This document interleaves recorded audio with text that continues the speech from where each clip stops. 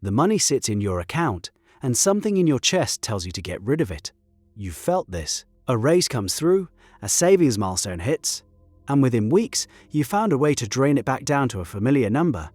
This pattern has a mechanical explanation rooted in how scarcity reshapes the brain during development. And if you grew up without enough, the odds are strong that this machinery is running inside you right now, spending your money before your conscious mind even gets a vote. Growing up in financial scarcity does something specific to a developing brain. Resources that arrive unpredictably teach a young mind one lesson above all others: spend now, because later is a fantasy. Researchers studying decision-making in low-income households found that people who experience resource scarcity consistently chose immediate smaller rewards over larger delayed ones. The pattern held even when the participants had stable incomes at the time of testing. The scarcity was gone. The wiring remained. Think about what that means in practice. You land a job paying more than anyone in your family ever earned. Your bank balance climbs past a number you've never seen attached to your own name. And instead of relief, you feel a low hum of dread. Something needs to break. Something always breaks. So you buy something impulsive, lend money you can't afford to lose, or pick a financial fight with your partner that ends with an expensive decision. The balance drops. The dread fades. You feel normal again. That word normal is doing all the heavy lifting here. Your internal thermostat for money was set during childhood, and it operates like the thermostat in your house. Set it to 68 degrees, and the system fights to maintain 68. Climb above it, the AC kicks on. Drop below, the heat fires up.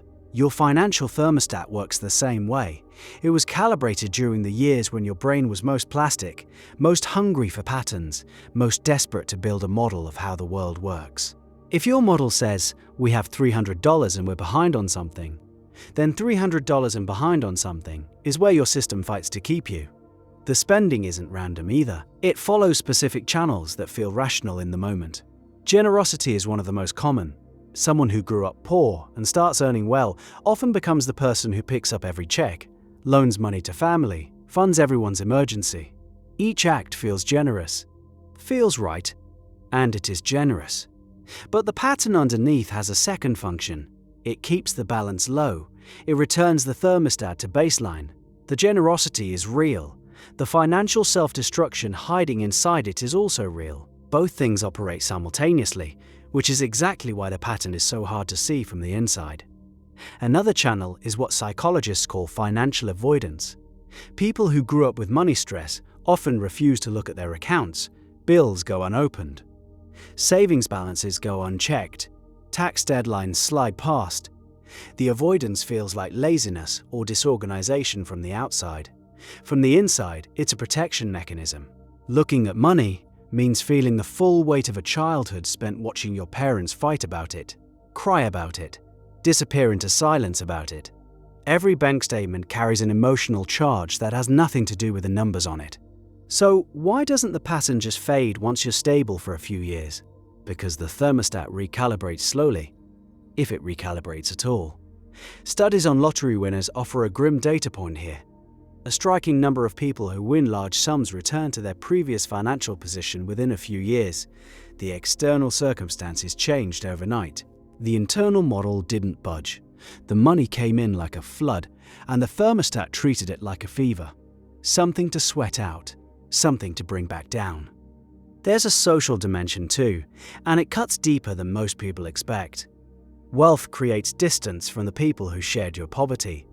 You move to a different neighborhood, your problems change, your vocabulary shifts.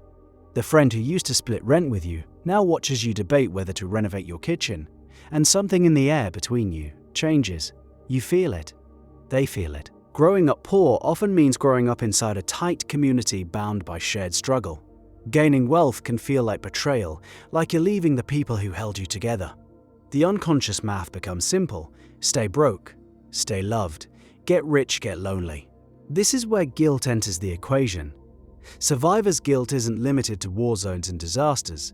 People who climb out of poverty while siblings, parents, or childhood friends remain stuck often carry a specific flavor of guilt that attaches itself directly to financial success. Every dollar earned feels like a dollar stolen from this shared story of struggle. Spending it down Giving it away, or simply failing to accumulate it, becomes a way of staying loyal to an identity that was forged in lack. An identity is the deepest layer of all. When you grow up poor, poverty becomes structural to your self-concept. You learn to be proud of surviving on little. Resourcefulness becomes a core trait.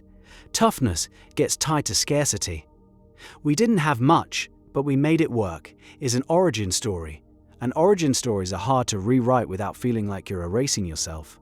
Wealth threatens that narrative. If you're the person who thrives under pressure and makes something from nothing, what happens when the pressure lifts and you have plenty? The identity needs the constraint. Remove the constraint and the identity scrambles to rebuild it. A therapist who works with first-generation wealth holders described a pattern she sees repeatedly. Clients who intellectually understand compound interest, who can explain exactly how to build wealth, who give flawless financial advice to others, and who consistently make choices that keep their own net worth near zero. The knowledge is there.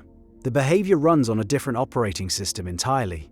One built before they could read, in kitchens where the lights got shut off, in cars that doubled as bedrooms, in grocery store aisles where they learned to calculate shame by the decimal point. Critics might argue that plenty of people grow up poor and build lasting wealth. And they're right, the pattern isn't destiny. But look closely at the ones who break through, and you'll find something consistent. Almost all of them did conscious, deliberate work to identify and override their thermostat. Therapy. Financial coaching with someone who understands trauma. Journaling that connects spending impulses to emotional states. Deliberately sitting with the discomfort of a growing bank balance instead of reflexively relieving it. The breakthrough rarely comes from earning more. It comes from tolerating more. That tolerance is where the real work lives. Sitting with $11,000 in savings when your body is screaming that something is wrong.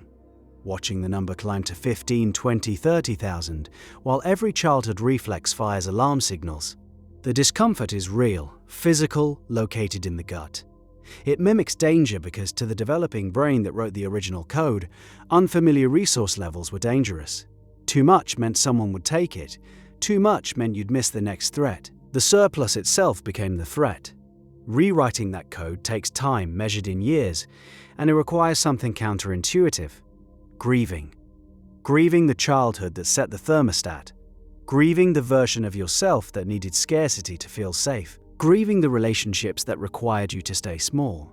The grief is what loosens the thermostat's grip. Without it, every financial strategy is just a new instruction set running on hardware that's still optimized for a world where the lights might get cut off tomorrow. You probably know someone trapped in this cycle.